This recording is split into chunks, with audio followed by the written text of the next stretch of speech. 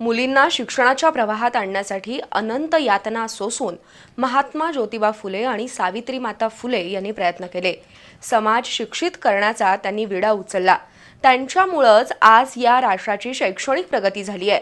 विद्यार्थ्यांनी शिक्षण, वाचन, विविध प्रयोग आणि आपल्या संस्कृतीकडे गांभीर्याने लक्ष देण्याची गरज आहे.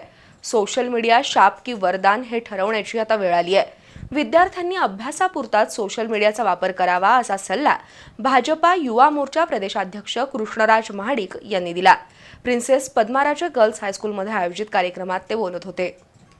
कोल्हापुरातील प्रिन्सेस पद्माराजे गर्ल्स हायस्कूलमध्ये आज महात्मा ज्योतिबा फुले यांची जयंती मोठ्या उत्साहात साजरी झाली. भाजपा युवा मोर्चाचे प्रदेशाध्यक्ष कृष्णराज महाडिक यांनी आज गर्ल्स हायस्कूलला भेट दिली. त्यांच्या हस्ते महात्मा ज्योतिबा फुले यांच्या प्रतिमेचं पूजन झालं. प्राचार्या सविता पाटील यांच्या हस्ते कृष्णराज महाडिक यांचा सत्कार झाला. क्रीडा शिक्षक महेश सूर्यवंशी यांनी या उपक्रमाची पार्श्वभूमी विशद केली. जागतिक पातळीवर फॉर्म्युला 3 रेसिंगमध्ये कृष्णराज महाडिक यांनी देशाचं नाव उज्ज्वल केलंय. विद्यार्थिनींमधील आत्मविश्वास वाढीसाठी प्रभावशाली व्यक्तिमत्व लाभल्याबद्दल प्राचार्या सविता पाटील यांनी कृष्णराज महाडिक यांचं कौतुक केलं.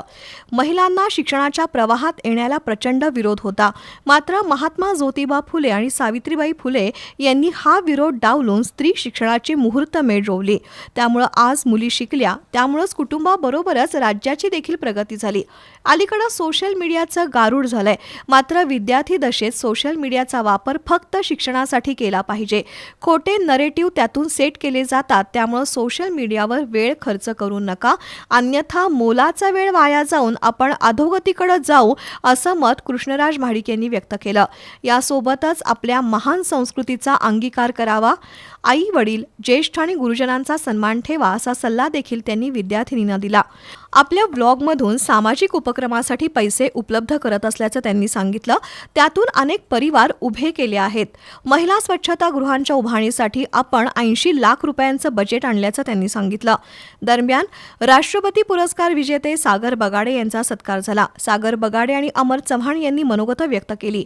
यावेळी भाजपा युवा मोर्चाचे विश्वजित पवार, वल्लभ देसाई, जयेश घरपणकर, अभिषेक भोसले, भूषण कानकेकर, अभिषेक शिंदे, देवयानी पाटील, करण यादव, निरंजन घाटगे यांच्यासह पदाधिकारी उपस्थित होते.